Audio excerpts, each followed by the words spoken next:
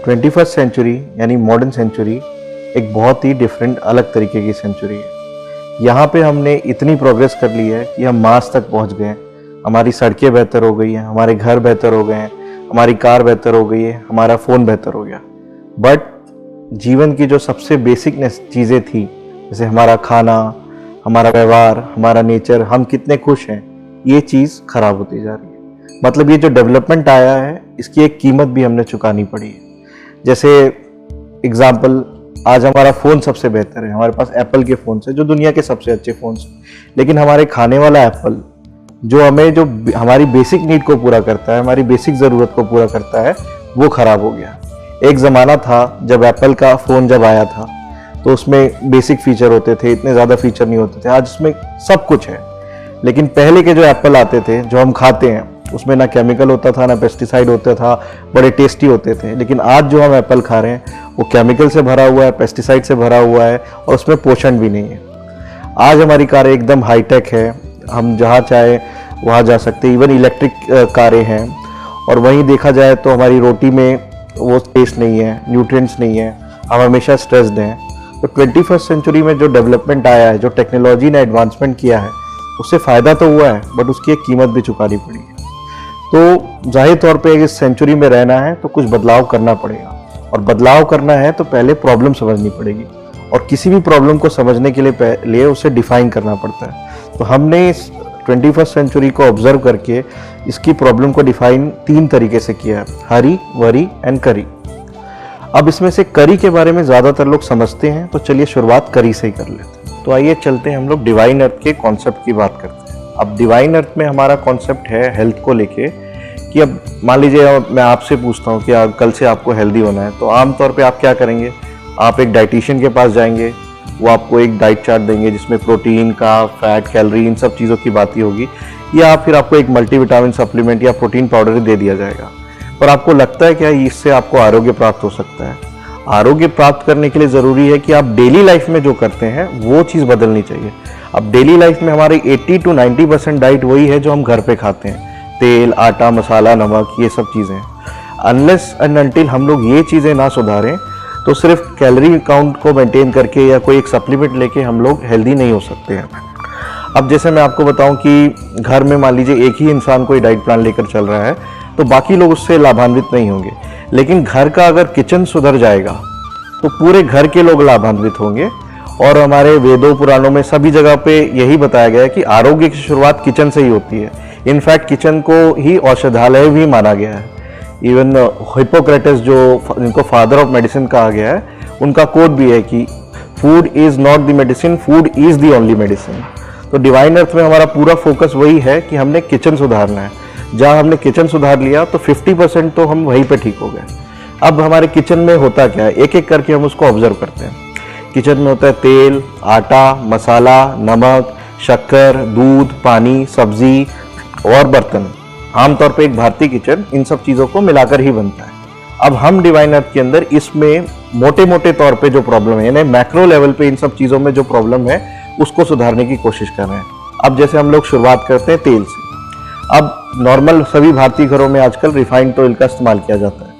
अब आप जानते होंगे कि रिफाइंड तेल की बनने की प्रक्रिया इतनी खराब है। मेडिकल टर्म्स में रिफाइंड तेल का मतलब है स्पॉइल्ड ऑयल। सुनने में बड़ा सोफिस्टिकेटेड लगता है रिफाइंड ऑयल, बट असल में देखें तो एक स्पॉइल्ड ऑयल है। अब जानते हैं क्या, अब रिफाइंड तेल की बनने की प्रक्रिया आप देखेंगे तो इसमें सीड्स को बहुत ही ज़्यादा हाई टेम्परेचर पे बेंजीन और हेक्सेन नाम के केमिकल्स मिलाकर बनाया जाता है। बेंजीन और हेक्सेन दोनों कार्सिनोजेनिक केमिकल्स होते हैं। उसके बाद तेल को 250 डिग्री और ऊंचे तापमान पे गर्म किया जाता है लगभग 8-8 घंटे तक। इससे क्या होता है, तेल में मौजूद जो फैटी एसिड बॉन्ड्स हैं वो ब्रेक होने लगते हैं। तेल में ट्रांस फैट का फॉर्मेशन होता है, क्योंकि हर तेल का एक स्मोकिंग पॉइंट होता है, मतलब वो तापमान जिसके ऊपर जाने से तेल अपनी कुदरती प्रॉपर्टीज खो देगा। तो रिफाइंड तेल पहले से वो अपनी प्रॉपर्टीज खो चुके होते हैं। फिर उसके बाद उसकी ब्लीचिंग की जाती है। ब्लीचिंग करने से उसकी कुदरती खुशबू, रंग, इसमें बदलाव आ जाता है और हमें दिखता है एकदम साफ सुथरा चमकता तेल। ये क्यों किया जाता है? इसके कई कारण। एक तो कारण ये है कि लोगों का एक प्रांतीय प्रेफरेंस होता है, रीजनल प्रेफरेंस। जैसे गुजरात के लोग फल्ली का तेल खाएंगे, आंध्रा के लोग तिल का तेल खाएंगे, उनको वो खुशबू या ये पसंद है। पर रिफाइंड ऑयल में ये खुशबू और रंग पूरी तरह मिटाया दिया जाता है। इससे क्या होता है, वो टेस्ट न्यूट्रल हो जाता है, यानी सभी लोग उसको एक्सेप्ट कर सकते हैं, चाहे दिल्ली के हो, चाहे आंध्रा के हो, चाहे मुंबई के हो। और रेस्टोरेंट्स को तो बहुत फायदा होता है क्योंकि न्यूट्रल तेल है तो उसको कोई स्वाद को खराब नहीं करेगा किसी चीज के। लेकिन इस ब्लीचिंग करने की प्रक्रिया में उसको बहुत सारे केमिकल से गुजरता है। अब उस तेल में क्योंकि इतना गर्म कर दिया गया है तो पोषण बचा नहीं, तो उसमें कृत्रिम तौर पे यानी सिंथेटिकली विटामिन को स्प्रे किया जाता है और हमें ठप्पा लगकर मिलता है कि फोर्टिफाइड विद विटामिन डी। भाई जो खुद ही पोषण की चीज है उसको और पोषण ऐड करने की जरूरत क्या है उसमें। और फिर प्रक्रिया यहीं तक नहीं रुकती, उसमें फिर TBHQ नाम के जैसे प्रिजर्वेटिव्स, एंटी फोमिंग एजेंट, ये सब मिलाए जाते हैं ताकि वो लंबे समय तक चले, तलने पे उसमें झाग ना आए। यानी कुल मिलाकर उसकी दिखावट पे ज्यादा जोर है, ना कि उसके गुणों पे। और फिर आखिर में कुछ कुछ जगह तो उसमें सस्ते पाम तेल की ब्लेंडिंग भी की जाती है। तो ऐसा तेल हमें सिर्फ ल्यूब्रिकेटिंग एजेंट दे रहा है, यानी कुकिंग का मीडियम है, वो खाने की कोई वस्तु नहीं हुई। तो उसको हमने रिप्लेस किया पुराने जमाने की लकड़ी घानी के जैसे तेल से। मतलब हमने क्या किया, हमने बस वही किया कि हम पीछे गए और देखा कि पहले क्या होता था, पहले कैसे लोग स्वस्थ होते थे। तो पहले लोग लकड़ी की घानी का तेल खाते थे। तो उसी तरह से हमने मैकेनिकल घानियां लगाई हैं जिसमें लकड़ी के बेलन से सीड्स को डाल के धीरे धीरे कम तापमान पे तेल निकाला जाता है। ऐसे तेल में पूरी तरह से पोषण बरकरार रहता है। इसमें क्या बोलते हैं, किसी तरह की ना सीड में कुछ मिलाया जाता है ना कुछ निकाला जाता है, यानी तेल अपने कुदरती फॉर्म में ही मेंटेन रहता है। और इसमें निकालते वक्त तापमान इतना कम होता है तो सारे पोषक तत्व बने रहते हैं। ये तेल खाने से हम सभी तरह के केमिकल से बच जाएंगे। आयुर्वेद में भी बताया गया है कि घानी का तेल सबसे अच्छा होता है। अब क्योंकि घानी के तेल में लगभग 2.5 किलो फल्ली लग जाती है 1 किलो फल्ली तेल निकालने में, 4 किलो सरसों लग जाती है 1 किलो सरसों तेल निकालने में, तो ये स्वाभाविक तौर से थोड़ा महंगा होगा। आप खुद ही सोचिए, 2.5 किलो की फल्ली की कीमत ही 250 रुपए है लगभग, तो 150-200 रुपए में आपको क्या तेल मिल रहा होगा बाजार में। तो इसलिए हमने एक दूसरा ऑप्शन भी दिया है, वो एक्सपेलर का तेल, जिसको कोल्ड प्रेस तेल भी बोल सकते हैं, और लकड़ी घानी के तेल को वुड प्रेस तेल बोलते हैं। कोल्ड प्रेस तेल में क्योंकि मशीनों द्वारा निकाल गया तो घर्षण से थोड़ी हीट जनरेट होगी, लेकिन और उसके पोषक तत्व लकड़ी के मुकाबले थोड़े कम होंगे, स्टिल वो रिफाइंड तेल से काफी बेहतर है। तो इस तरह से हमने अपने किचन का तेल सुधार लिया यानी हम बहुत सारी बीमारियों से बच गए, क्योंकि भारतीय कुकिंग में पूरे विश्व में सबसे ज्यादा तेल भारत में इस्तेमाल किया जाता है और पूरे विश्व में हार्ट डिसीजेस और डायबिटीज भी भारत में ही सबसे ज्यादा है। तो इस तरह से हमने अपना एक तेल सुधार लिया। अगला किचन का एक बहुत बड़ा हिस्सा होता है आटा। तो आज के दौर में एक आम भारतीय सुपरमार्केट से आटा खरीद कर लेकर आते हैं। अब सुपरमार्केट में जो आटा पिसा हुआ आ रहा है वो बड़ी बड़ी कंपनियों द्वारा रोलर मिलों में पिसा जाता है। तो रोलर मिलों में क्या होता है, 2 सिलेंड्रिकल रोलर्स होते हैं, उनके बीच में गेहूं गिरता है और बहुत ज्यादा घर्षण के साथ पिसता है। ऐसे घर्षण की पिसाई से उसमें पोषक तत्व कम होने लगते हैं। अगेन जहां जहां ज्यादा हीट हुई वहां पे पोषक तत्व गिरने लगते हैं। उसके बाद उस आटे का चोकर अलग करके बेच दिया जाता है, क्योंकि उसका अलग दाम प्राप्त होता है कैटल फीड के रूप में, या माइलो कॉम्प्लेन जैसी कंपनियां उसे खरीद लेती हैं। अब हम लोग बिना चोकर वाला आटा खाकर खुश होते हैं, हमें लगता है बड़ी सफेद नरम नरम रोटियां मिल रही है, बट वैसी रोटी एक तरह से मैदा ही है, बिना चोकर के आटे में ताकत ही नहीं होती। फिर लोग दूसरा तर्क देते हैं कि हम तो गेहूं को धोकर अपने मोहल्लों में जाके आटा पिसा लेते हैं, लेकिन मोहल्ले में भी जो चक्कियां लगी हुई है वो एमरी स्टोन की बनी होती है, यानी केमिकल से ब्लीच किया हुआ पत्थर। उसमें भी आटा जो पिसता है काफी गर्म होता है, आप छू कर देखेंगे तो छू नहीं पाएंगे, पिसते वक्त आटा इतना गर्म होता है। तो उसमें भी काफी न्यूट्रिशनल लॉस होता है। तो हमने इसके सोचा कि पहले के लोग क्या करते थे। पहले के लोग जाते की चक्की होती थी, पत्थर की चक्की होती थी, जिसमें नीचे का पत्थर स्थिर होता था, ऊपर का घड़ी की उल्टी दिशा में चलता था, जिसमें धीरे धीरे आटा पिसता था। उस प्रोसेस से ना आटा गर्म होता था, ना उसका चोकर अलग किया जाता था, तो वैसे आटे में ताकत होती थी। तो उसी तरह से हमने वैदिक आटा चक्की बनवाई, जिसमें नीचे का पत्थर स्थिर है, ऊपर का घड़ी की उल्टी दिशा में घूमता है, और उसकी स्पीड इतनी रखी कि वो लगभग हाथ की पिसाई के बराबर हो, यानी मोटा मोटी 70 चक्कर प्रति मिनट। तो ऐसी चक्की में आटा पीसने से उसके सारे पोषक तत्व बने रहते हैं, वैसे आटे में काफी ताकत होती है। तो इस तरह का आटा खाने से हम स्वाभाविक रूप से स्वस्थ होते हैं। हाँ, और एक बात और, इसमें कोई प्रिजर्वेटिव नहीं मिला है, क्योंकि मार्केट के आटे लगभग 3-4 महीने तक स्टॉक में पड़े रहते हैं दुकानों में, तो वो सोडियम बेंजोएट नाम के प्रिजर्वेटिव का इस्तेमाल करते हैं, जो कि बहुत हानिकारक होता है। और क्योंकि हम सीधे कस्टमर तक सामान पहुंचा रहे, हमने पीसा और पहुंचाया, तो हमें प्रिजर्वेटिव और इस तरह की चीजों को डालने की जरूरत नहीं पड़ती, और ना ही हम वो डालते हैं। अब ये हो गई पिसाई और प्रोसेस की बात, लेकिन एक चीज पे और जोर देना पड़ेगा, जो है कि अनाज हम कौन सा इस्तेमाल कर रहे हैं। आमतौर पे अभी सभी लोग शरबती या उस तरह के मॉडर्न गेहूं का इस्तेमाल करते हैं। अब मॉडर्न गेहूं बहुत ही हाइब्रिड नेचर का है, उसमें ग्लूटेन कंटेंट बहुत ज़्यादा होता है कि हाँ, वो इस तरह से उगाया जाता है कि उसमें लचीलापन ज़्यादा हो, ग्लूटेन कंटेंट ज़्यादा हो, ताकि ब्रेड इंडस्ट्री को वो सूटेबल हो। लेकिन पुराने ज़माने के जो गेहूं होते 3-3, 4-4 हज़ार साल पुरानी गेहूं की वैरायटी जैसे खपली, बंसी, सोना मोती को वापस लेकर आ रहे हैं। अब जैसे मैं आपको खपली के विषय में बताऊं तो ये विश्व का अकेला ऐसा गेहूं है जिसमें सबसे कम ग्लूटेन है, और है भी तो वो ग्लूटेन का मॉलिक्यूल स्ट्रक्चर थोड़ा सिंपल है, तो वो पचाने में आसान होता है। तो आजकल जैसे लोगों को गेहूं की allergy, gluten intolerance, irritable ball syndrome, इस तरह की बीमारियां हो रही हैं, उन लोगों को भी ये गेहूं नुकसान नहीं करता है। उसी तरह से सोना मोती गेहूं, कहते हैं कि ये गेहूं मोहनजोदाड़ो हड़प्पा के समय का गेहूं है, ये गोल गोल मोती की तरह होता है। अब इसमें अकेला ऐसा गेहूं है विश्व में जिसमें फॉलिक एसिड मिला है, और वो भी बाकी अनाजों की तुलना में 2 से 3 गुना ज्यादा फॉलिक एसिड। तो हम इस तरह के पुरातन गेहूं को वापस ला रहे हैं जिसमें गेहूं रिलेटेड समस्याएं ना हो। अब इससे और थोड़े बेहतर होते हैं ज्वार, बाजरा, रागी के आटे, तो हम वो भी ला रहे हैं। उससे और बेहतर होते हैं श्रीधान्य मिलेट। श्रीधान्य मिलेट में आते हैं आपके कोदो, कुटकी, कंगनी, छोटी कंगनी, भगर, उसके अलावा इंग्लिश में बोले तो फॉक्सटेल, ब्राउन टॉप, लिटिल, कोदो, बानियाड।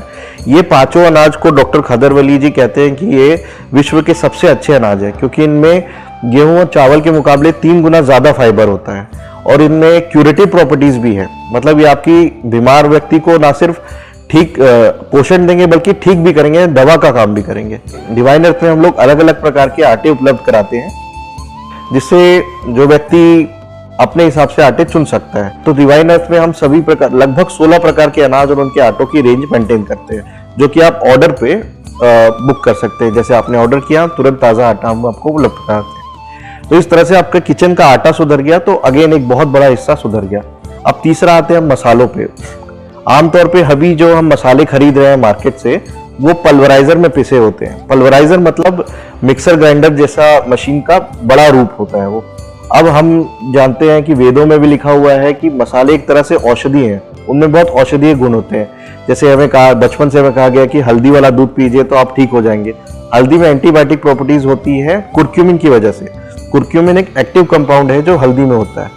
बट यदि हम हल्दी और इस तरह के मसाले बड़े पल्वराइजर में पीस देंगे तो उसमें तापमान काफी बढ़ जाएगा और ये पोषक तत्व नष्ट हो जाएंगे, जल जाएंगे। उसके बाद मार्केट के मसालों में मिलावट भी होती है। जैसे पाउडर फॉर्म में मसालों को पीस दिया गया, तो चावल के आटे में कलर मिला के कुछ मिला दिया गया है, भूसे में कलर मिला के मिला दिया गया, तो इस तरह की मिलावट भी मसालों में बहुत होती है। तो इसका हमने ये उपाय निकाला।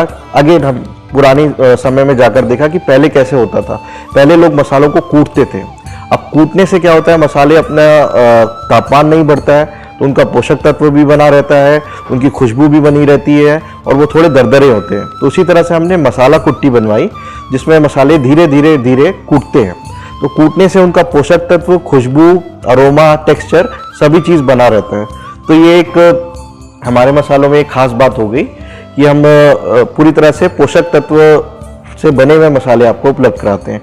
चौथा एक स्पेशल बात और है कि जितने भी मिक्स मसाले हैं, जहाँ भी नमक की रिक्वायरमेंट है, वहाँ पे हम समुद्री नमक की जगह हिमालयन पिंक सॉल्ट यूज करके मसालों को बनाते हैं। तो ये भी एक एडेड एडवांटेज है। तो इस तरह से किचन के हमने मसाले भी सुधार दिए। तो जैसा कि मैंने आपको बताया कि हम मसालों में हिमालयन पिंक सॉल्ट यानी पाकिस्तानी सेंधा नमक का इस्तेमाल करते हैं। तो अगला पॉइंट भी उसी से रिलेटेड है, क्योंकि किचन का एक बहुत बड़ा हिस्सा नमक होता है। आमतौर पे हम जो नमक इस्तेमाल कर रहे हैं अभी, वो सी सॉल्ट होता है। मतलब वो भी काफ़ी ज़्यादा रिफाइनिंग के बाद बनता है। मतलब समुद्री नमक प्राप्त हुआ, उसे लगभग 650 डिग्री सेल्सियस पे हीट किया जाता है, उसको ब्लीचिंग की जाती है, उसके बाद उसमें एंटी केकिंग एजेंट मिलाए जाते हैं ताकि वो आपस में चिपके ना। तो ये जो नमक है, इसमें मुख्यतः सोडियम क्लोराइड बस होता है और बाकी न्यूट्रिएंट्स नहीं होते, और ये ब्लड प्रेशर बढ़ाता है और भी काफ़ी दिक्कतें होती है ऐसा नमक ज़्यादा खाने से। तो उसकी जगह पे हम पीछे जाकर देखें तो लोग पहले कुदरती नमक इस्तेमाल करते थे, जो कि चट्टानों में पाया जाता है। तो हमने वही किया, हमने हिमालयन पिंक सॉल्ट जो कुदरती रूप से चट्टानों में पाया जाता है, वो नमक वापस लाया। अब इस नमक को केवल और केवल चट्टान से निकालने के बाद धोना है और कूटना है। इसके अलावा कोई केमिकल प्रोसेस इसमें इन्वॉल्व नहीं होती। अब आप सेंधा नमक को देखेंगे तो उसमें लगभग 92% सोडियम क्लोराइड है, बट इसके अलावा 8% बहुत सारे रेयर ट्रेस मिनरल्स जैसे पोटेशियम, सेलेनियम, जिंक, इस तरह के मिनरल्स भी होते हैं। तो ये आपको और ज़्यादा मिनरल्स उपलब्ध कराता है, ना कि सिर्फ सोडियम क्लोराइड। तो हर मायने में ये सोडियम क्लोराइड से काफ़ी बेहतर है। तो इस तरह से हमने किचन में का अपना नमक भी सुधार लिया। अगला किचन का हिस्सा होता है चीनी यानी शक्कर। अब भारतीयों के लिए तो शक्कर यानी सबसे ज़रूरी चीज़, इसलिए तो शायद Bharat diabetic capital of India कहा जाता है। तो अब हर घर में आप देखेंगे जो चीनी रिफाइंड शुगर आती है उसकी प्रोसेस इतनी हानिकारक है। अगर आप देख लें तो आपने ऐसा भी सुना होगा जो चीनी मिल में काम करते हैं वो खुद चीनी नहीं खाते। उसका कारण ये है कि गन्ने के जूस को जबरदस्त तरीके से रिफाइन किया जाता है। अब वो इतना रिफाइन हो चुका रहता है कि जो चीनी है उसमें न्यूट्रिएंट कुछ नहीं होता, यानी पोषण जीरो है लेकिन कैलोरी बहुत ज्यादा है। तो ऐसी चीनी खाकर हम लोग सिर्फ बीमारियों को न्योता दे रहे हैं और कुछ नहीं कर रहे हैं। तो उसकी जगह पे हमने जो हमारे परंपरागत स्वीटनर्स होते थे, मैंने परंपरागत नेचुरली ऑकरिंग शुगर्स होते थे, उनको वापस लाने की कोशिश कर रहे हैं। जैसे गुड़, अब गुड़ भी बहुत केमिकल वाला बाजार में मिलता है, तो उसकी जगह हमने पुरातन तकनीक से जो गुड़ बनता है जिसमें गुड़ गन्ने के जूस को उबालते वक्त भिंडी के चेप से उसको साफ किया जाता है, वैसा वाला गुड़ हम उपलब्ध करा रहे हैं। अब गुड़ में क्या होता है कि कैलोरीज तो है, मिठास तो है, लेकिन साथ साथ में बहुत सारे मिनरल्स भी हैं और पोषण भी है और थोड़ा बहुत प्रोटीन, फाइबर और दूसरे कंटेंट भी है। और उसमें सबसे मुख्यतः ये रिफाइनिंग से नहीं गुजरा है, तो इसमें कोई हानिकारक केमिकल नहीं है। तो ये आपको शक्कर की तरह नुकसान नहीं पहुंचाएगा बल्कि उल्टा पोषण देगा। लेकिन किसी भी मीठी चीज को संभल के खाना ज्यादा बेहतर होता है। गुड़ अच्छा है, इसका मतलब ये नहीं कि हम बहुत ज्यादा खाएं। तो लिमिटेड मात्रा में गुड़ हो गई, खांडसारी हो गई, और इसी कैटेगरी में हम जंगली शहद भी उपलब्ध कराते हैं। तो इस तरह से हमने कुदरती शुगर से अपने रिफाइंड शुगर को रिप्लेस कर दिया। यानी कि अभी तक हमने देखा जाए तो तेल सुधार लिया, आटा सुधार लिया, मसाला सुधार लिया, नमक सुधार लिया, शक्कर सुधार लिया। यानी हमारे किचन से कई सारे सफ़ेद जहर जैसे मैदानुमा आटा, सफ़ेद नमक, सफ़ेद शक्कर और इस तरह के जहर हमारे किचन से, रिफाइंड ऑयल नामक जहर हमारे किचन से चले गए। अब हम चलते हैं किचन के अगले अभिन्न अंग दूध पे। अब आमतौर पे अभी जो हम दूध इस्तेमाल कर रहे हैं उसमें से बहुत ज़्यादा तो मिलावटी होता है। अगर आप इंटरनेट पे रिसर्च करेंगे कि भारत में सबसे ज़्यादा मिलावटी कौन सा खाद्य पदार्थ है, तो सबसे टॉप पे आएगा मिल्क और दूसरा आएगा तेल। और जहां तक जो दूध असली मिल रहा है वो भी पूरा जर्सी, एचएफ गाय, भैंसों का दूध होता है। अब भैंसों, जर्सी, एचएफ गाय के दूध में प्रॉब्लम ये है कि दूध उसमें जो प्रोटीन होता है वो बीटा A1 केसिन प्रोटीन होता है। और बहुत सारी रिसर्चेस में पाया गया है कि बीटा A1 केसिन प्रोटीन आमतौर पे इंसानों के लिए पचाना बहुत मुश्किल है, और यदि वो पचता भी है तो उसमें टॉक्सिक सब्सटेंसेस क्रिएट होते हैं बॉडी में जो इन्फ्लेमेशन क्रिएट करते हैं, जिससे बहुत सारी बीमारियां होती है जैसे लैक्टोस इंटॉलरेंस। इवन आजकल रिसर्चेस में बताया जा रहा है कि कुछ बच्चों को ऑटिज्म तक हो रहा है एक्सेसिव A1 प्रोटीन वाली डेयरी प्रोडक्ट कंज्यूम करने से। वहीं पहले के ज़माने में खासतौर पर भारत में लोग देसी गायों का दूध का सेवन करते थे। अब जो देसी नस्ल की गाय होती है जिनके पीठ पे हम्प होता है और गले की स्किन थोड़ी सी लटकती रहती है, इनके दूध में A2 बीटा केसिन प्राप्त होता है। तो डिवाइन अर्थ में हम केवल और केवल देसी नस्ल की गौमाता जैसे गिर, साहिवाल, थारपारकर इनका पालन कर रहे हैं। इनसे जो प्राप्त बीटा A2 केसिन दूध है वो सुपाच्य होता है और वो इंसानों के लिए अच्छा है। तो यहाँ पे हमने एक डिवाइन गौधाम की स्थापना की है जहाँ पे गौ माता को एकदम प्यार से रखा जाता है, और इनसे जो प्राप्त A2 बीटा केसिन मिल्क है उसको हम लोग पूरे शहर में सप्लाई कर रहे हैं। अब इसके अलावा हम किचन में घी भी, आमतौर भारतीय कुकिंग में घी भी बहुत इस्तेमाल होता है। अब मार्केट में जो घी मिलता है वो आमतौर पे मलाई का घी है, यानी दूध से मलाई अलग कर ली और फिर उसके बाद जो बचा दूध उसको बेच दिया और उस मलाई को हीट करके घी बनाया, और वो भी पूरा जर्सी एचएफ गाय के दूध की मलाई। तो ऐसा घी उतना पोषण नहीं देता है और शरीर के लिए उतना अच्छा नहीं होता।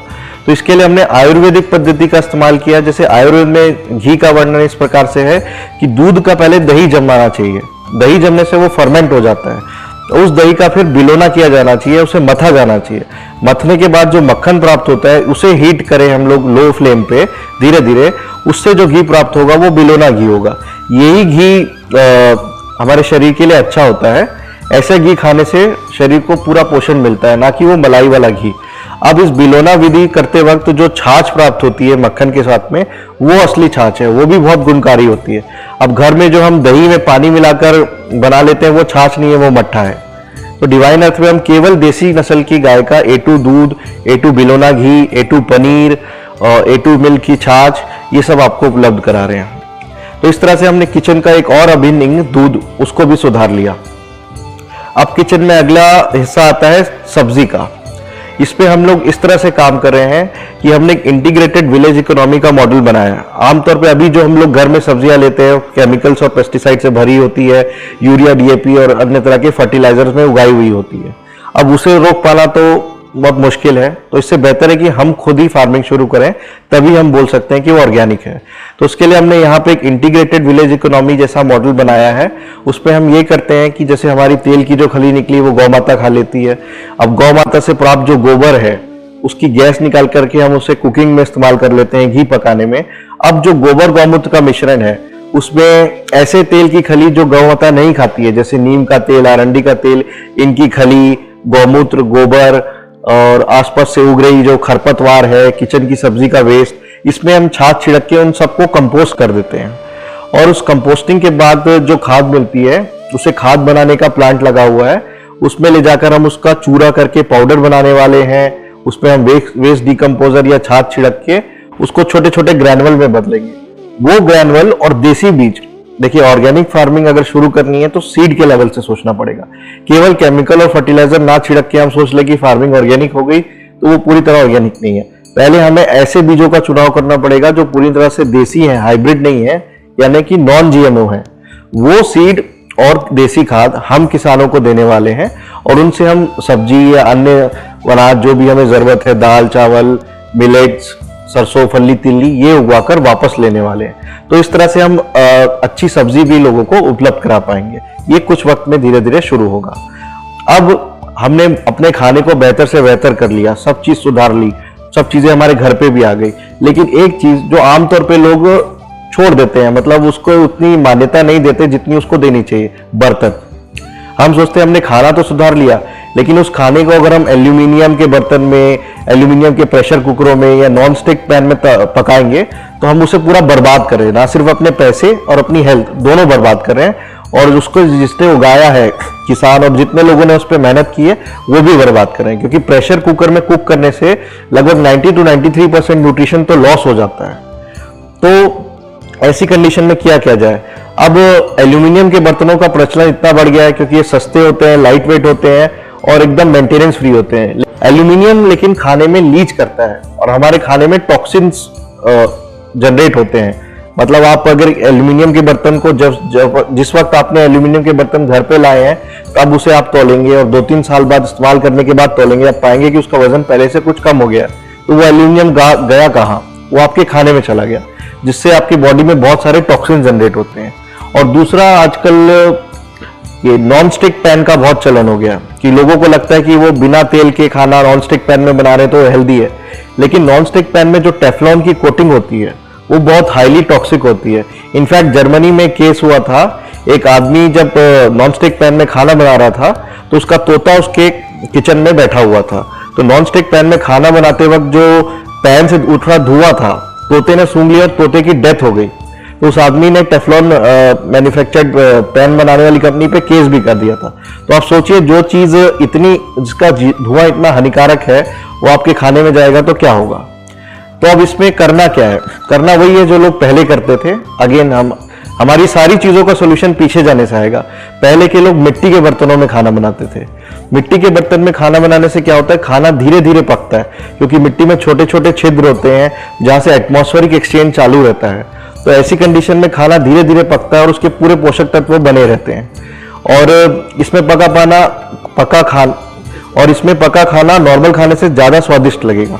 तो इसमें पका खाना नॉर्मल खाने से ज्यादा स्वादिष्ट भी होता है। हाँ, इसमें बेशक थोड़ा टाइम ज्यादा लगेगा, लेकिन आपकी इतनी सारी मेहनत बर्बाद जा रही है अगर आप इस तरह से खाना नहीं बना रहे हैं तो। अब मान लीजिए मिट्टी में खाना बनाना थोड़ा मुश्किल है, उसे मेंटेन करना मुश्किल है, तो दूसरे और भी ऑप्शन है, जैसे पीतल। इस तरह के बर्तन में खाना बनाने से भी न्यूट्रिशनल लॉस कम होता है। तो इस तरह से हम लोग किचन में अगर खाना सुधार रहे हैं तो खाना जिस चीज में खा रहे हैं वो भी सुधारना जरूरी है। अब हमने किचन का तेल, आटा, मसाला, नमक, शक्कर, पानी, दूध, सब्जी, इन सब चीज़ों को सुधार लिया। लेकिन अब करी में हमने इतना सब चीज़ें देखी, हमारा तेल, आटा, नमक, बर्तन, यानी पूरी तरह से किचन सुधर गया। अब आपका सवाल होगा कि इतनी सारी चीज़ें आपने बताई, ये सब बताया, ये मैं इम्प्लीमेंट कैसे करूँगा? मेरे पास तो टाइम ही नहीं है, मैं तो हमेशा परेशान रहता हूँ, मेरे ऑफिस में काम है, मेरा बिजनेस है, ये सब होता है हरी और वरी के कारण। अब हमने ये तो जान लिया कि हरी और वरी क्या है। चलिए अब उनके माध्यम से जानते हैं जो इस चीज़ पर ऑलरेडी काम कर रहे हैं और काम करके उन्होंने कई लोगों की जिंदगियां इस हरी और वरी से हटाकर काफ़ी बेहतर बनाई है। आज के समय में हमारे जीवन में स्वास्थ्य के न होने से बहुत सारी बीमारियां हमारे शरीर में आ जाती हैं, जैसे कि chronic diseases, diabetes, slip disc, spondylosis, cancer, skin problems, skin disorders, lifestyle से रिगार्डिंग डिजीज, हार्ट डिजीजेस और हमारी मेंटल हेल्थ भी बिगड़ी हुई है। अब आप समझ गए होंगे कि स्वास्थ्य कितना महत्वपूर्ण है। ये हमारे जीवन में एक कवच का काम करता है जो कि बीमारियों से बचाता है। स्वास्थ्य को प्राप्त करने के लिए और बीमारियों को जड़ से समाप्त करने के लिए रायपुर के डॉक्टर अनिल ने पुरानी वैदिक साइंस और मॉडर्न साइंस की कॉम्बिनेशन के साथ स्थापना की पॉजिटिव हेल्थ जोन की। पॉजिटिव हेल्थ जोन जो कि है integrated holistic health care centre. Kerala Ayurveda, naturopathy, psychoneurobics की साइंस यानी कि चक्र विज्ञान और डिफरेंट माइंड साइंसेस की मदद से डॉक्टर अनिल और उनकी टीम ने आज हजारों परिवारों को स्वस्थ परिवार बनाया है और उनके जीवन से बीमारियों को जड़ से समाप्त किया है। टीवी डिवाइस की मदद से आप अपने ऑरा का एनालिसिस निकाल सकते हैं, आपके चक्रास की अलाइनमेंट कैसी है ये आप जान सकते हैं, एट प्रेजेंट का आपका क्या हेल्थ स्टेटस है और आने वाले 3 से 6 महीने में कौन सी डिजीज आपकी बॉडी में एंटर कर सकती है या कौन सी प्रॉब्लम आपको हो सकती है, ये भी आप इस डिवाइस की मदद से प्रेडिक्ट कर सकते हैं। वेदा पल्स की मदद से आप जान सकते हैं कि आपकी बॉडी में वात, पित्त, कफ ये 3 दोष संतुलित हैं या नहीं, सप्त दोष, पंच महाभूत आपकी बॉडी में किस तरीके से हैं। और साथ ही आप ये भी जान सकते हैं कि आपको कौन सी डाइट, कौन से लाइफस्टाइल, कौन से योग प्राणायाम आपको फॉलो करने चाहिए with the help of consultation with our expert doctor. Doctor Anil sir ने इसीलिए मन पे काम करने की पहल की। अगर आप अपनी बीमारियों को ठीक करना चाहते हैं, 7 dimension physically, mentally, occupationally, environmentally, law of attraction, manifestation, बहुत सारी चीज़ें जो आपके लाइफ में रुक गई है वो सारी चीज़ों को हम ठीक करने के लिए यहाँ पे पॉजिटिव हेल्थ जोन में वर्क करते हैं। साइकोन्यूरोबिक साइंस जो सेल्फ हीलिंग साइंस सिखाता है, कोई भी बीमारी को ठीक करने के लिए रूट कॉज पे काम किया जाता है। अगर आप अपने चक्रास को अलाइन कर सकते हैं, लाइफ फोर्स एनर्जी को बढ़ा सकते हैं, मैनिफेस्टेशन कर सकते हैं, हेल्प योर बोन्स, स्टेमिना, अगर आपकी बॉडी में बहुत ज़्यादा वीकनेस है, ऐसी चीज़ों को ठीक करने के लिए हम एक बहुत खूबसूरत साइंस लेके आए हैं जो सेल्फ हीलिंग 7 चक्रास को हील करता है। 7 चक्रास की टेक्निक आपको यहाँ पे सिखाए।